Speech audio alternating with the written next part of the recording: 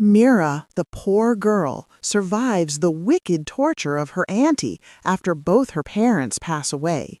Her auntie cuts her hair, not knowing that the hair was the only solution the whole village needed to survive. This story will surprise you as you watch till the end. In an ancient village surrounded by hills known for its beautiful natural view lived a young girl named Mira. She lived happily with her parents in a modest mud brick home that, though small, was filled with the warmth of love and laughter.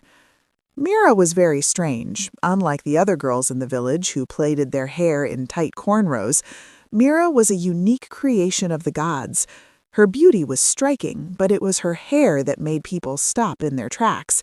It was a supernatural wonder, strands of deep midnight black intertwined with pure glowing white. It was not the gray of old age, but a white that shimmered like starlight.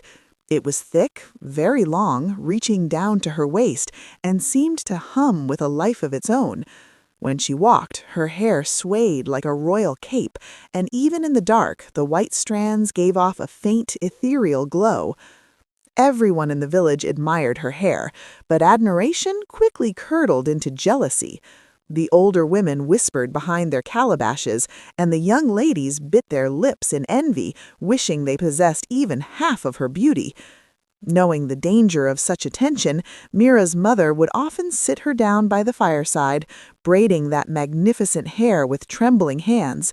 She would look into Mira's eyes and advise her, saying, "Mira, my child, listen to the words of your mother.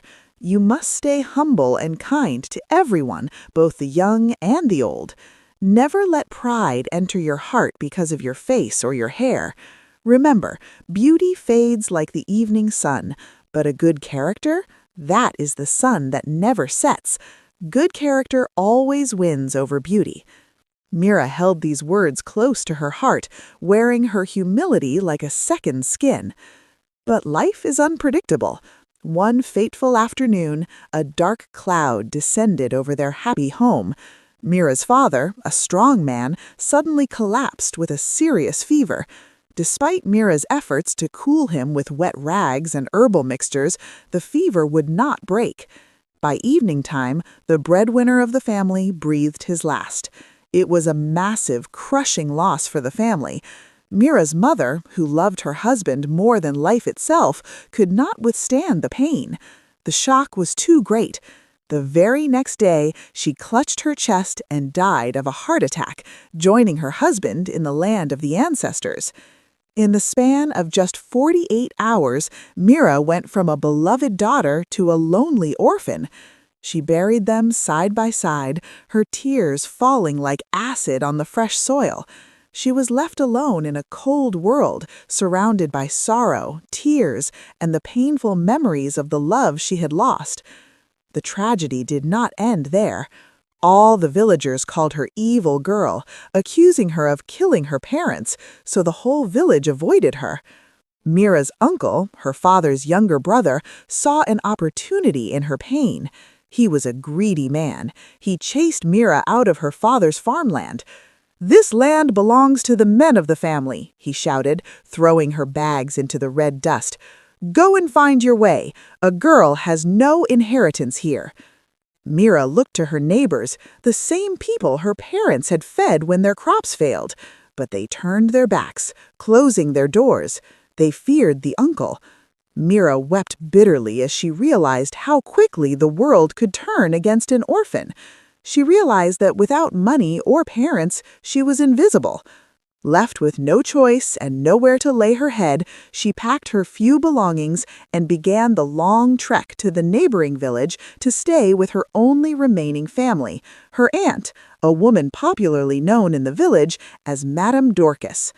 Madame Dorcas was a woman the village feared more than the forest spirits. She was known for a tongue sharp as a razor and a heart hard as granite. She had one daughter named Chioma.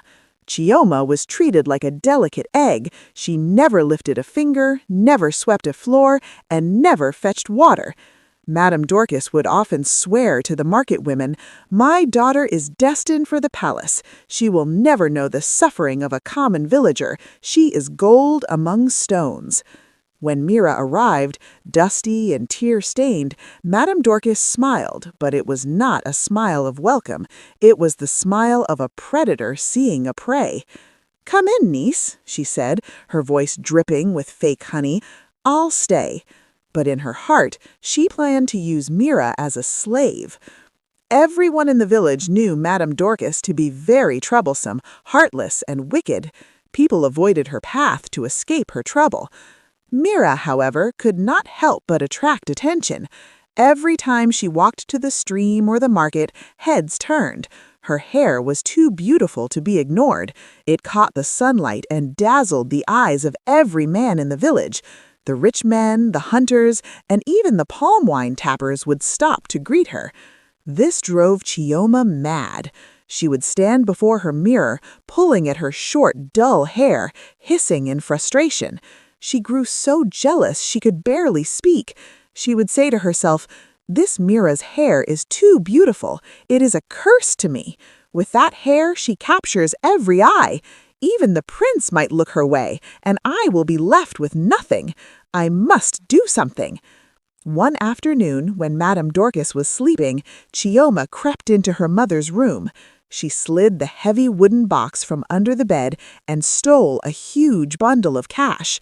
She ran to the biggest cosmetic shop in the town center. She slammed the money on the counter, startling the salesgirl. "Please," Chioma demanded, breathless, "I need a hair booster and cream. I want something that will make my hair very long and glowing in just 3 days." The salesgirl looked at the desperate girl and laughed. "3 days?" she asked. "My dear, 3 days is too small unless you want to glue a horse's tail to your head. That is impossible. But I have a strong chemical. It burns a little, but it forces growth. It can do that for you in 1 month." Chioma, impatient but desperate, bought the expensive chemical and left, hiding it in her dress. The following day, chaos erupted in Madame Dorcas's house. She went to her box and found it light. Her scream shook the thatched roof. "Who stole my money?" she roared, her eyes bulging. She dragged Mira and Chioma into the parlor. Chioma immediately stepped forward, her face twisting into a practiced lie. "Mama, you know I am your blood. I cannot steal from you. Why don't you ask the stranger, the one who has nothing?" She pointed a shaking finger at Mira. "Ask the thief." Without waiting for an explanation, Madame Dorcas pounced on Mira. She grabbed a heavy cane from the corner and unleashed her fury. She didn't even bother asking her anything. "I am not a thief. I have never stolen in my life before," Mira shouted, cowering in the corner, tears streaming down her face as the cane cut into her skin. But then something incredible happened. As Madame Dorcas beat her, Mira's hair began to react. It started to pulse. The white strands glowed brighter and brighter, filling the dark room with a blinding, divine light. It was as if the ancestors were manifesting through her hair. Madame Dorcas froze. The cane fell from her hand. She stepped back, terrified by the girl glowing in the corner. She realized this was no ordinary child. The more she beat Mira, the more the hair glowed. Madame Dorcas let her go, but her fear quickly turned to calculation. She began to think within herself, "What is the secret behind this hair? In my 48 years of living, I have never seen such hair. I must find out the secret of her power." The next morning, while the mist still clung to the trees, Madame Dorcas visited the dreaded witch doctor, Baba Tunde, in his shrine. "Baba," she whispered, her voice trembling, "my niece lived with me. She is so unique, especially her hair. It is so long, it glows most times. Please, what is the secret behind it?" Baba Tunde cast his cowries on the dusty floor and chanted incantations. He stared at the pattern, his eyes widening in shock.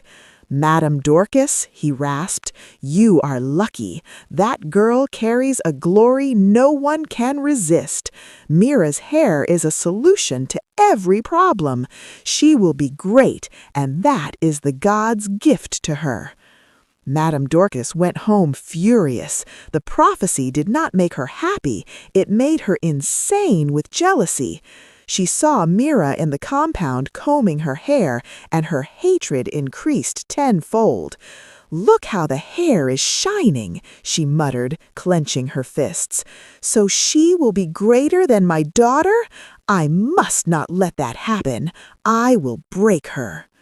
From that day on, life became a living hell for Mira.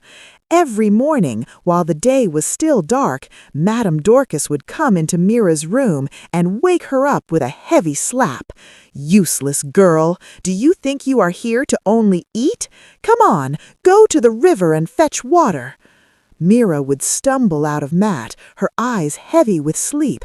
She would go to the stream every morning and evening to fetch water with a heavy clay pot balanced on her beautiful hair.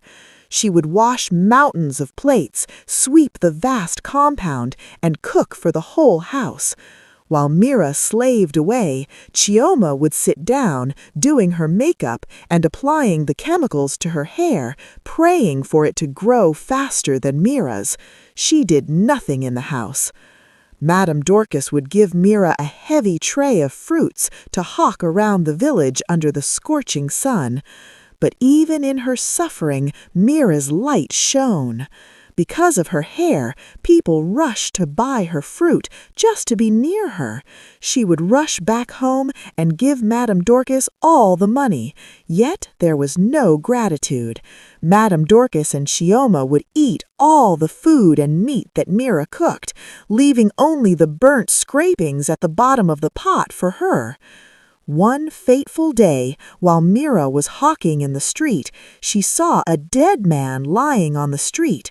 Her innocent heart took over. She ran to him to help. "What has happened to him? How can I locate his family?" she panicked. But a group of jealous women who had long hated Mira for her beauty saw their chance. They began to shout, "The girl with evil hair has killed someone! Everybody come and see the evil girl! She is a witch!" A crowd gathered and began to beat Mira. They didn't ask questions. They saw a girl they envied and they attacked. They slapped her, kicked her into the dust, and tore at her clothes. Mira curled into a ball, crying out for mercy that didn't come. They beat her until she was bruised and broken. As Mira got home, bleeding and dirty, Madam Dorcas stood at the door. She knew Mira could not do such a thing, but the jealousy made her shout, "You disgrace! You bring shame to this house! You and this cursed hair! I will end this today!" "I will cut your hair now," Dorcas screamed. Chioma ran to get a pair of rusty tailoring scissors. She held Mira down, laughing as Mira begged, "Please, Auntie, it is my only gift, please!" But Mercy had left that house. Snip, snip. The sound was sickening. Madam Dorcas hacked at the beautiful black and white strands. She cut every single strand of her hair until her scalp was bare, leaving jagged patches of skin. "Look at you now," Dorcas sneered, kicking the piles of beautiful glowing hair across the floor. "You are nothing." Mira was shattered. She had lost her pride and uniqueness. She cried all day and night, but her hair was still bald. The stigmatization in the village was heavy. People called her a murderer. At the market, women covered their goods, saying, "Don't let the bald witch look at my tomatoes." At the river, everyone ran away from her, claiming she poisoned the water. Children threw stones at her. But the gods were watching. 1 month later, after Mira's hair was cut off, a serious problem struck the village. The rivers went dry. Farm crops began to dry and turn to dust.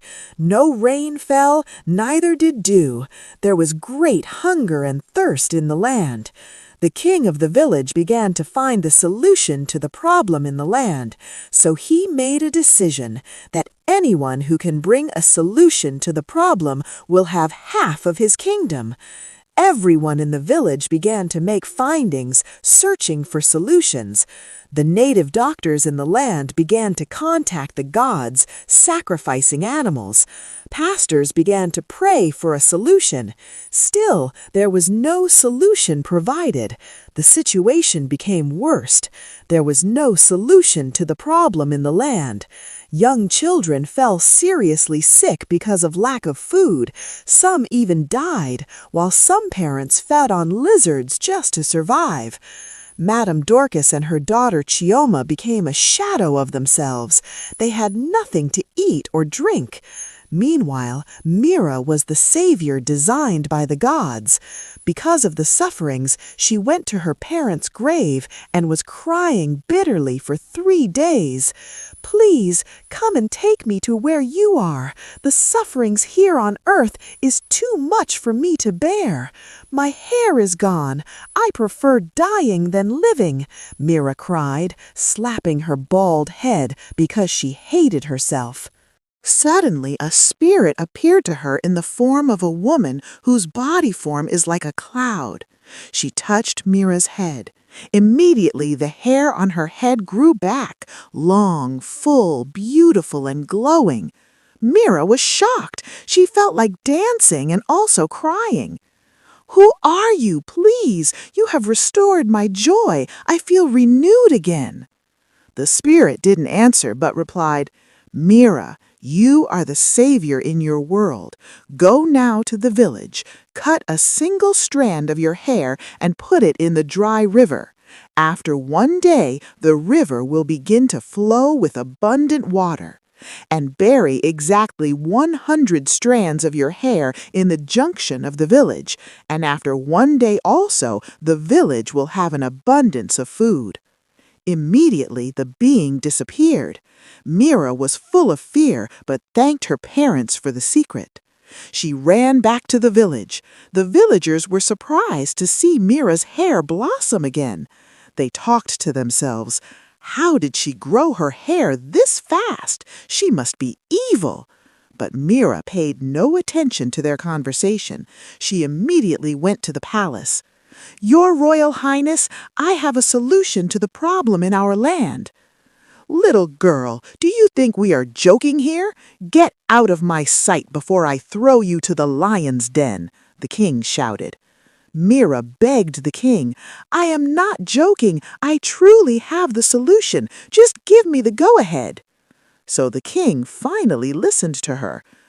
"How do you intend to do it?" he asked. She said, "I will not disclose my secret until it is done." The next day, all the villagers gathered in the king's palace with murmuring in their mouths. The king announced Mira would bring the solution. Many looked at her with despite. Madame Dorcas and her daughter were surprised, whispering, "She is only here to waste time. That is what she is good at." So the king ordered Mira to go and provide the solution. 3 guides escorted her to the biggest river in the village that was dry. She did as the spirit instructed her.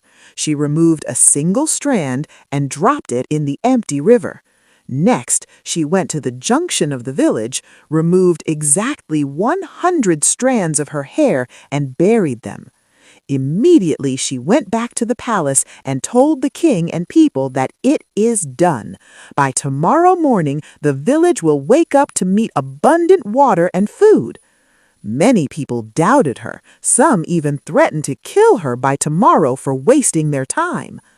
The next morning, a rumble shook the ground. The whole village woke up to meet all their rivers flowing with abundant water.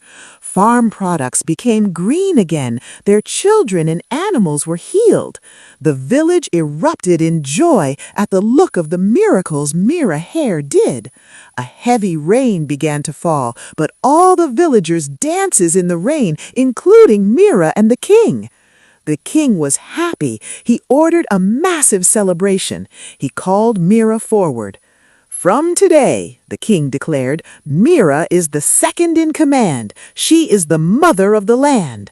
The king and people celebrated Mira, dancing and singing her name. Madame Dorcas and her daughter stood in the back, wearing rags. Their jealousy turned to burning shame.